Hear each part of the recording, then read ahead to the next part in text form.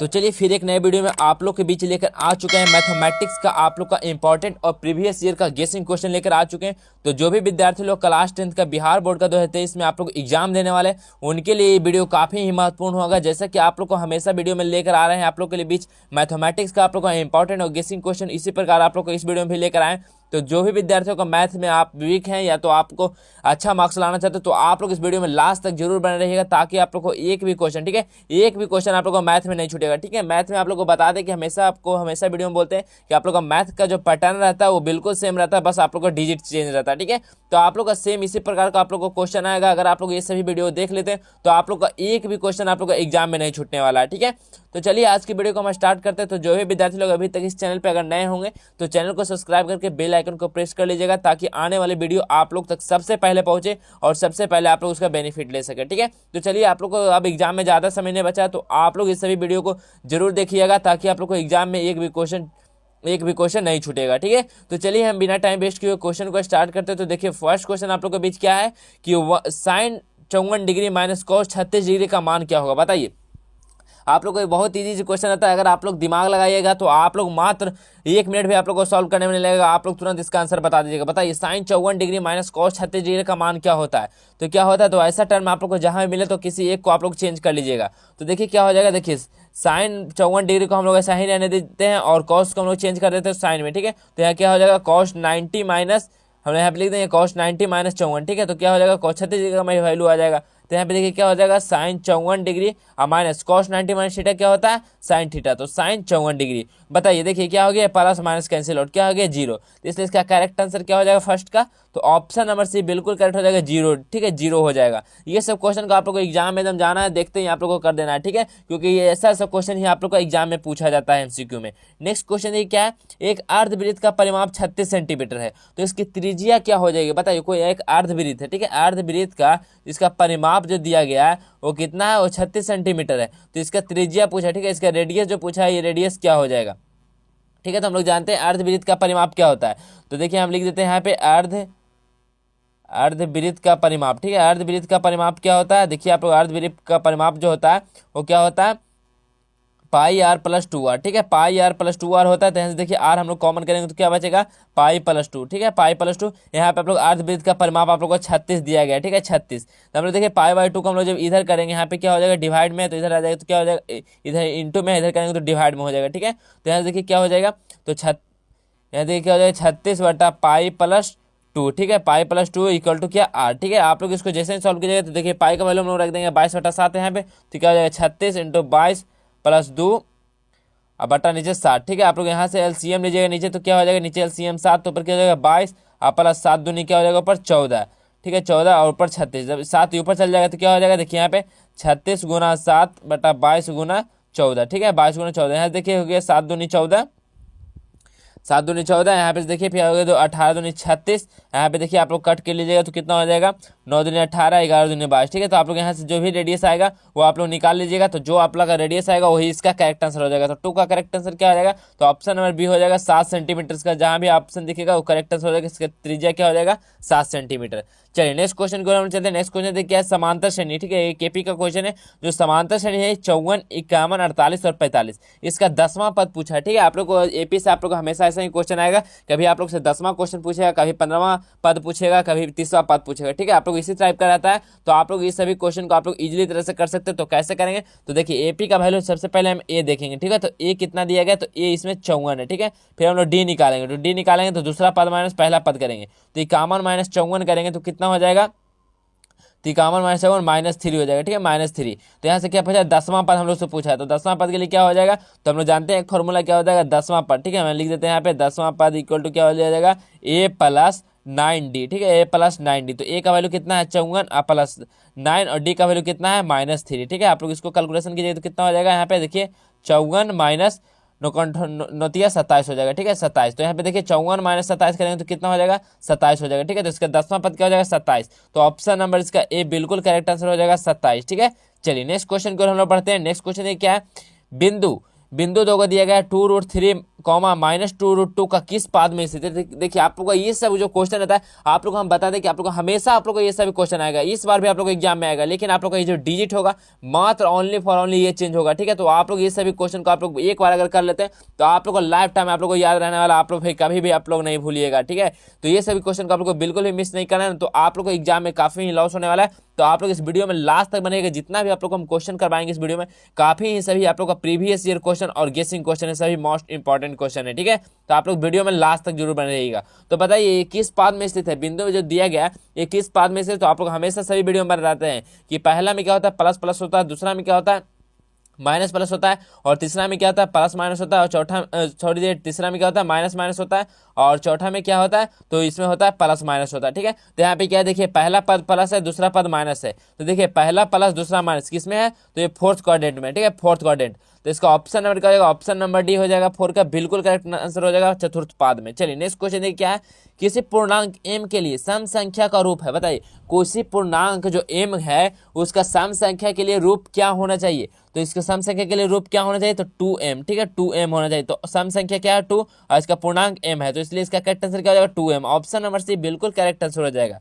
Next question, बिंदु दिया गया 4,3 किस पाद में है, बताइए। ये देखिए आप लोग इस ईयर में आप लोग को दो क्वेश्चन आप लोग को इससे रिलेटेड पूछा जा चुका है। तो देखिए आप लोग को 2 मार्क्स आप लोग का यहाँ से बिल्कुल कंफर्म होने वाला मात्र आप लोग को ये क्वेश्चन से, ठीक है।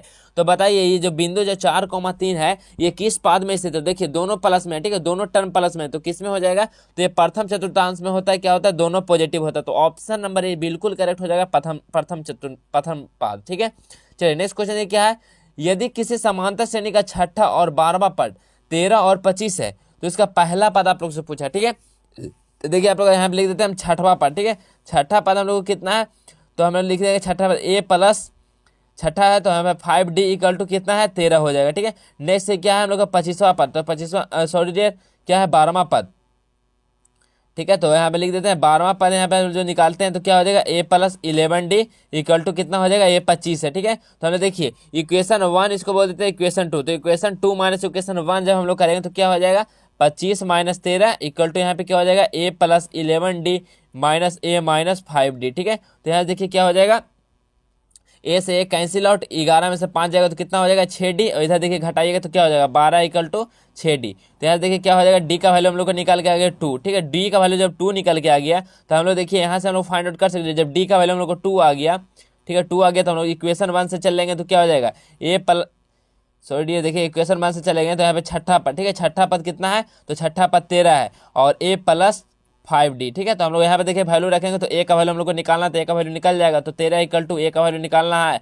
और 5 और d का वैल्यू कितना है 2 है इंटू 2, तो कितना हो जाएगा देखिए 13 और 5 दूनी 10 को इधर लाएंगे इक्वल टू a। तो बताइए 13 में से जब 10 जाएगा तो कितना निकल गया 13, ए कितना निकल के आया 3, ठीक है। तो यही तो हम लोग से पूछा था पहला पद ए का वैल्यू, ठीक है, पहला पद यही पूछा था, तो ए का वैल्यू कितना हो जाएगा 3, तो ऑप्शन नंबर क्या हो जाएगा ऑप्शन नंबर बी बिल्कुल करेक्ट हो जाएगा 3, ठीक है।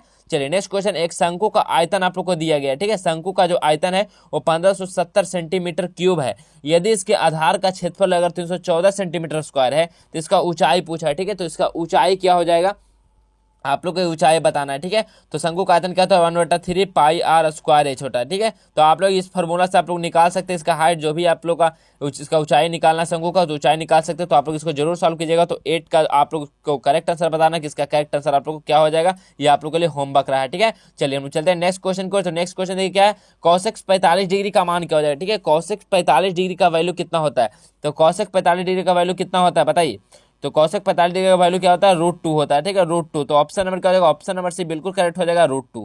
चलिए नेक्स्ट क्वेश्चन को हम चलते हैं। तो नेक्स्ट क्वेश्चन देखिए क्या, नेक्स्ट क्वेश्चन है a1/a2 नॉट इक्वल टू है b1/b2 के, ठीक है। तो a1/a2 not equal to b1/b2 के होगा तो ये क्या कंडीशन हो जाएगा, तो जब संगत होता है तो क्या होता है वो जब रैखिक समीकरण जो होगा वह संगत होगा तो क्या होता है a1/a2 क्या होता है वो b1/b2 के नॉट इक्वल टू होता है, ठीक है। तो संगत इसका होता है तब होता है, तो ऑप्शन नंबर ए करेक्ट हो जाएगा संगत होता है तब। चलिए नेक्स्ट क्वेश्चन है क्या, त्रिघात बहुपद का सबसे व्यापक रूप क्या हो जाएगा। त्रिघात बहुपद के लिए यहाँ पे द्विघात नहीं पूछा, रैखिक नहीं पूछा, यहाँ पे सीधा पूछा त्रिघात बहुपद के लिए सबसे व्यापक रूप क्या है। तो त्रिघात होगा तो हम लोग जानते हैं त्रिघात के लिए एक्स के पावर क्यूब होना चाहिए, तो एक्स का पावर क्यूब आप लोग को जो भी दिख रहा है वो ऑप्शन नंबर 6 में, तो ऑप्शन नंबर सी में दिख रहा है। देखिए इस टर्म में होगा तो ये क्या त्रिघात बहुपद का है x cube ax³ plus bx² plus cx और प्लस d कांस्टेंट। ठीक है, आप लोग इस टर्म में जहां भी देखें ये क्या कहलाएगा, त्रिघात कहला जाएगा। ठीक है, तो ऑप्शन नंबर क्या होगा, तो ऑप्शन नंबर सी बिल्कुल इसका करेक्ट आंसर हो जाएगा।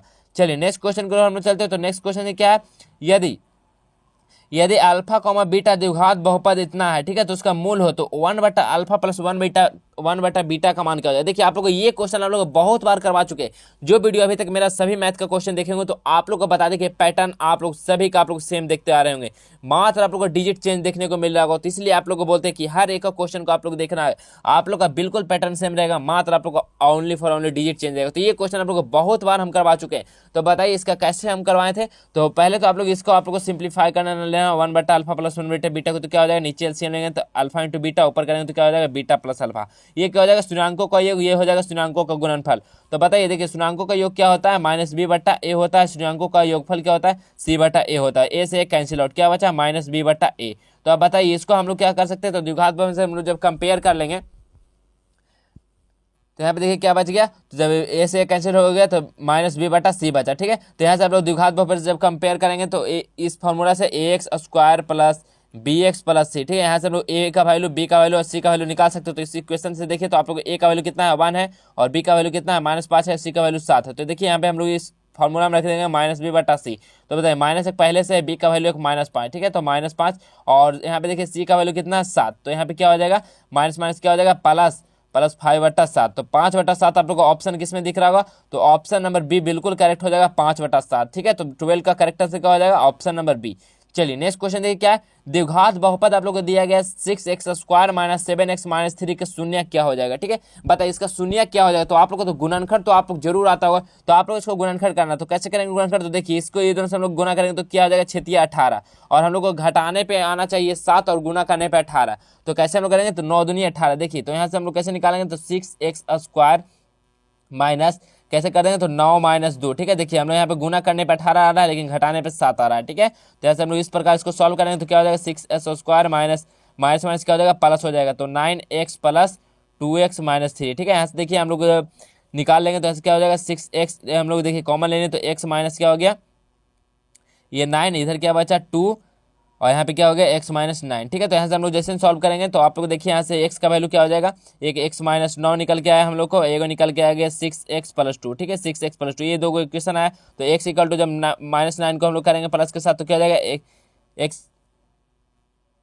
ठीक है, तो x एगो निकल गया x - 9, एगो क्या है निकल गया हम लोग को 6x - 3 था। ठीक है, 6x - 2 था। ठीक है, तो यहाँ से हम लोग x का वैल्यू निकालेंगे तो क्या हो जाएगा, 2/6। तो देखिए ये कितना निकाल गया, x निकल गया है हम लोग को 1/3। ठीक है, 1/3 निकल के आ गया, और इसी प्रकार हम लोग उसका वैल्यू निकालेंगे। जो एक और आप लोग को शून्य का निकाल गया उससे निकालिएगा, तो आप लोग को जो दोनों जो आप लोग को शून्य का निकल जाएगा। तो 13 का जो करेक्ट आंसर हो जाएगा ये निकल के आया, देखिए एक निकल के आया 1/3, तो दूसरा निकल के आएगा 3/2। तो ऑप्शन नंबर इसका बिल्कुल करेक्ट आंसर हो जाएगा। चलिए नेक्स्ट क्वेश्चन देखिए, यदि अल्फा तथा बीटा द्विघात बहुपद है, x² + 2x + 3 का मूल है, तो 1/α प्लस 1/बीटा का वैल्यू क्या हो जाएगा। अभी आप लोग को इस तरह का सेम टू सेम आप लोग को क्वेश्चन का एकदम सेम आप लोग का यही क्वेश्चन आप लोग देखिए करवाए हैं। ठीक है, तो यही क्वेश्चन आप लोग को देखिए करवाए हैं 12 नंबर क्वेश्चन में। ठीक है, यही क्वेश्चन आप लोग का सेम टू सेम आप लोग का, मात्र आप लोग का डिजिट चेंज है। तो बताइए इसका करेक्ट आंसर क्या हो जाएगा। तो इसका करेक्ट आंसर 14 का क्या हो जाएगा, तो 14 का करेक्ट आंसर क्या हो जाएगा, तो 14 का करेक्ट आंसर आप लोग बनाइएगा तो क्या आ जाएगा, -2/3। ठीक है, -2/3 आप लोग को इसी प्रकार इसको भी सॉल्व करना है। ठीक है, तो आप लोग इसको जरूर सॉल्व कर लीजिएगा। चलिए नेक्स्ट क्वेश्चन देखिए, 15 नंबर क्वेश्चन है, दो रैखिक समीकरण के आलेख यदि प्रतिच्छेदी रेखा है तब रैखिक समीकरण का युग्म क्या कहला जाएगा। जब दो रैखिक समीकरण का जो आलेख होगा, ठीक है, एक दूसरे को क्या कर रहा है, जो दो रैखिक समीकरण है ये क्या कर रहा है, दोनों को क्या कर रहा है, प्रतिच्छेद कर रहा है। जब वो प्रतिच्छेद करेगा रेखा तब रैखिक समीकरण का युग्म क्या होगा, तो क्या होगा, तो जब एक हल होगा तो क्या करेगा, उस जो आलेख होगा उसको प्रतिच्छेद करेगा वो रैखिक समीकरण। ठीक है, तो ऑप्शन नंबर हो जाएगा, ऑप्शन नंबर बी बिल्कुल करेक्ट हो जाएगा, एक हल है तब। ठीक है, चलिए नेक्स्ट क्वेश्चन देखिए क्या है, निम्नलिखित में कौन परिमेय संख्या, बताइए निम्नलिखित में जो ऑप्शन में दिया गया इसमें से जो कौन ऐसा संख्या है जो परिमेय संख्या है। ठीक है, तो परिमेय संख्या कौन हो जाएगा, तो परिमेय संख्या देखिए √3 क्या है, एक अपरिमेय संख्या। ऑप्शन बी देखिए ये क्या है, एक परिमेय संख्या। देखिए √2 कैंसिल आउट क्या आया, तो ये 2 निकल के आए, तो ये क्या है, एक परिमेय संख्या है। ये देखिए क्या है, अपरिमेय संख्या। लेकिन √16 क्या है, तो √16 हम लोग का वर्ग होता है किसका, तो वर्ग होता है ये 4 का, ठीक है, 4 का होता है। तो ये भी क्या है, एक परिमेय संख्या ही है। देखिए तो ऑप्शन क्या हो जाएगा, ऑप्शन बी और डी, ठीक है, बी और डी दोनों करेक्ट हो जाएगा। तो आप लोग को अगर ऑप्शन बी और डी अगर बोथ मिलता तो आप लोग को देखिए दोनों को मारना है, ठीक है। लेकिन OMR में अगर ऑप्शन बोथ नहीं रहता तो आप लोग को किसी एक ही को प्रेफर करना है, ठीक है। तो आप लोग जो भी आप लोग को मार सकते हो दोनों में, लेकिन इसका करेक्ट आंसर क्या हो जाएगा, तो दोनों है, ठीक है, बी भी है और डी भी है, ठीक है। चलिए नेक्स्ट क्वेश्चन को हम लोग बढ़ते हैं। तो नेक्स्ट क्वेश्चन देखिए क्या है, दो क्रमिक सम संख्याओं का HCF क्या होगा। दो को कोई क्रमिक मतलब लगातार सम संख्या है, ठीक है, तो उसका HCF क्या होगा। तो दो लगातार सम संख्या हम लोग मान ले तो 2 है, 1 4 है, ठीक है। तो ये क्या हो जाएगा, 1 × 2 हो जाएगा। ये क्या हो जाएगा, 1 × 2 × 2। तो इसका पता है HCF क्या हो जाएगा। तो जब दो लगातार सम संख्या होगा तो इसका HCF क्या होगा, 2 होगा। तो ऑप्शन नंबर क्या हो जाएगा, तो ऑप्शन नंबर बी बिल्कुल करेक्ट हो जाएगा, 2, ठीक है। चलिए नेक्स्ट क्वेश्चन देखिए, किसी धनात्मक पूर्णांक, कोई धनात्मक पूर्णांक है A तथा B के लिए A, B जो है मासा है, ठीक है, इसका मासा यहाँ पे लिख देते हैं HCF इक्वल टू क्या है, A, B, ठीक है, A, B है, ठीक है। और इसका लासा क्या है, LCM भी है क्या, A, B है, ठीक है, A, B। तो इसका क्या पूछा, इससे किसके बराबर है, तो किसके बराबर हो जाएगा, LCM गुना CF करेंगे तो क्या हो जाएगा, A गुना B के बराबर, ठीक है। तो 18 का करेक्ट आंसर क्या हो जाएगा, तो 18 का correct answer option number C हो जाएगा, A × B के। चलिए नेक्स्ट क्वेश्चन, यूक्लिड विभाजन एल्गोरिथम दो धनात्मक पूर्णांक के निम्न में से किसे परकलित करने की तकनीक है। बताइए किसको परकलित करने की तकनीक है, तो 19 का करेक्ट आंसर क्या हो जाएगा, तो वो मासा को परकलित करने के लिए यूक्लिड विभाजन का उपयोग करते हैं, ठीक है। तो ऑप्शन नंबर बी बिल्कुल इसका करेक्ट आंसर हो जाएगा। बताइए पाई ये क्या है, बहुत इंपॉर्टेंट क्वेश्चन आप लोग को ये हमेशा एग्जाम में आता है, पाई क्या है। तो पाई ये क्या है, तो पाई एक आप लोग याद रखिएगा कि एक अपरिमेय संख्या है, ठीक है। पाई क्या है, तो एक अपरिमेय संख्या है, ठीक है। आप लोग परिमेय संख्या पूर्ण संख्या नहीं माना, आपका रॉन्ग हो जाएगा। आप लोग जो पाई क्या है, तो एक अपरिमेय संख्या, ठीक है। आप लोग हमेशा बार बार एग्जाम में पूछा जाता है पाई क्या है, तो एक अपरिमेय संख्या, ठीक है। आप लोग याद कर लीजिएगा, ऑप्शन नंबर बी बिल्कुल सही हो जाएगा। चलिए नेक्स्ट क्वेश्चन है कि दो रैखिक समीकरणों के आलेख समांतर रेखाएं हैं, तब रैखिक समीकरण का योग क्या हो जाएगा। जब कोई दो रेखा का जो रैखिक समीकरण का आलेख होगा, जो आलेख बन रहा है, ग्राफ बन रहा है, वो क्या है, दोनों समांतर है, ठीक है, पैरेलल है, तब रैखिक समीकरण का योग में क्या हो जाएगा। तो रैखिक समीकरण का योग में क्या होगा, तो वहां पे कोई हल नहीं होगा, ठीक है, कोई हल नहीं होगा। तो जो उसका आलेख बनेगा वो क्या बनेगा, वो समांतर बनेगा, पैरेलल बन जाएगा, ठीक है। तो ऑप्शन नंबर क्या हो जाएगा, ऑप्शन नंबर ए बिल्कुल करेक्ट हो जाएगा, कोई हल नहीं है तब। चलिए नेक्स्ट क्वेश्चन, यदि A1/A2 equal to B1/B2 not equal to C1/C2 है, ठीक है। तो इसमें से निकाय जो है वो कौन सा निकाय हो जाएगा, क्या कहलाएगा, वो कोई हल नहीं होगा, या अद्वितीय हल होगा, या अनेक हल हो जाएगा, या दो हल होगा। बताइए जब इसका जो कंडीशन है A1/A2 इक्वल है B1/B2 के, लेकिन C1/C2 जो है B1/B2 के इक्वल नहीं है, तो कौन सा समीकरण निकाय कहलाएगा, तो क्या हो जाएगा, तो कोई हल नहीं होगा, ठीक है, कोई हल नहीं होगा। तो अभी ये कंडीशन आप लोग का लागू हो जाएगा, A1/A2 equal to B1/B2 not equal to C1/C2, ठीक है, जब कोई हल नहीं होगा। तो ऑप्शन नंबर ए बिल्कुल इसका करेक्ट आंसर हो जाएगा। चलिए नेक्स्ट क्वेश्चन, ए का मान जिसके लिए समीकरण निकाय आप लोग को दिया गया AX + 10y इक्वल टू 0 और 2x + 5y इक्वल टू 0 एक शून्येतर हल का होगा। बताइए तो ए का वैल्यू यहाँ पे पूछा, तो ए का वैल्यू आप लोग को क्या हो जाएगा, तो ए का वैल्यू क्या हो जाएगा, तो 4, ठीक है, ऑप्शन नंबर ए बिल्कुल इसका करेक्ट आंसर हो जाएगा। चलिए नेक्स्ट क्वेश्चन क्या है, कोई एक द्विघात समीकरण, ठीक है, द्विघात समीकरण आप लोग को दिया गया है x² + x - 1 इक्वल टू 0 के मूलों की प्रकृति क्या हो जाएगी। बताइए मूलों की प्रकृति क्या हो जाएगी, तो मूल की प्रकृति हम लोग कैसे निकालते हैं, तो d इक्वल टू क्या होता है, b² - 4ac, ठीक है। तो b कितना है इसमें, तो b 1 है, तो 1 का स्क्वायर 1 ही होता है, -4। a का वैल्यू कितना है, तो a का वैल्यू 1 है, और c का वैल्यू कितना है, तो -1 है। तो बताइए माइनस माइनस क्या हो जाएगा, 1, माइनस माइनस क्या हो जाएगा, प्लस प्लस, ये कितना हो जाएगा, 4 हो जाएगा, ठीक है। तो मतलब 5, डी का वैल्यू 5। जब डी का वैल्यू जो अगर बड़ा होगा, ठीक है, डी का वैल्यू जो है, डी का वैल्यू जो है वो 0 से अगर बड़ा हो जाएगा तो वो क्या कहला जाएगा, तो कहला जाएगा वास्तविक और असमान, ठीक है। जो डी का वैल्यू है वो अगर 0 से बड़ा का हो जाएगा तो क्या कहलाता है, वो वास्तविक और असमान कहला जाता है। तो ऑप्शन नंबर ए इसका बिल्कुल करेक्ट आंसर हो जाएगा। चलिए नेक्स्ट क्वेश्चन, निम्नलिखित में से कौन द्विघात समीकरण नहीं है। बताइए जो निम्नलिखित में से कौन है जो द्विघात समीकरण नहीं है, तो द्विघात समीकरण इसमें से कौन नहीं है। बताइए ये देखिए, ये भी द्विघात समीकरण क्या है, तो 2x² - 7x इक्वल टू 0, ये क्या है, देखिए x² फिर x² फिर कांस्टेंट, ठीक है। तो ये क्या है, द्विघात समीकरण है, इसको भी आप लोग सॉल्व कीजिएगा तो ये भी एक द्विघात समीकरण है, ठीक है। तो बताइए 25 का करेक्ट आंसर क्या हो जाएगा, तो 25 का करेक्ट आंसर क्या हो जाएगा, देखिए ये क्या है, ये एक द्विघात समीकरण नहीं है। कैसे नहीं है, तो देखिए x² को हम लोग इधर लाएंगे तो क्या हो जाएगा, तो यहाँ पे देखिए -x² + x + 3y(x), ठीक है। तो यहाँ पे देखिए ये क्या है, ये द्विघात समीकरण के रूप में नहीं है। अगर x हम लोग यहाँ से कॉमन लेंगे तो x + 1 +3, ठीक है, ये बचेगा। तो ये द्विघात समीकरण के रूप में नहीं है, तो ऑप्शन नंबर इसका सी बिल्कुल करेक्ट आंसर हो जाएगा। चलिए नेक्स्ट क्वेश्चन, कोई द्विघात समीकरण इतना है तो इसका विभक्तर निम्नलिखित में से क्या हो जाएगा। बताइए, एक द्विघात समीकरण आप लोग को दिया गया इक्वेशन, इसका विभक्तर पूछा है, मतलब डी का वैल्यू पूछा है, तो विभक्तर निकालने का फॉर्मूला क्या होता है, डी इक्वल टू क्या होता है, तो डी इक्वल टू क्या होता है, बी स्क्वायर -4ac, ठीक है। तो डी बी का वैल्यू इसमें देखिए क्या है, -5, ठीक है। तो -5 का स्क्वायर हम लोग कर देते हैं, और यहाँ देखिए क्या है -4, ए का वैल्यू कितना है 1, और सी का वैल्यू कितना है, तो यहाँ पे 4 है, ठीक है। तो यहाँ देखिए क्या हो जाएगा, 5 का स्क्वायर कितना हो जाएगा 25, और -4 चौका 16, तो कितना निकल के आया, तो देखिए आप लोग कितना निकल के आया, तो 9। इसका करेक्ट आंसर क्या हो जाएगा 9, तो ऑप्शन नंबर क्या हो जाएगा, तो ऑप्शन नंबर सी इसका बिल्कुल करेक्ट हो जाएगा 9, ठीक है। तो आप लोग को बिल्कुल आप लोग को ये सभी क्वेश्चन समझ में आ रहा होगा,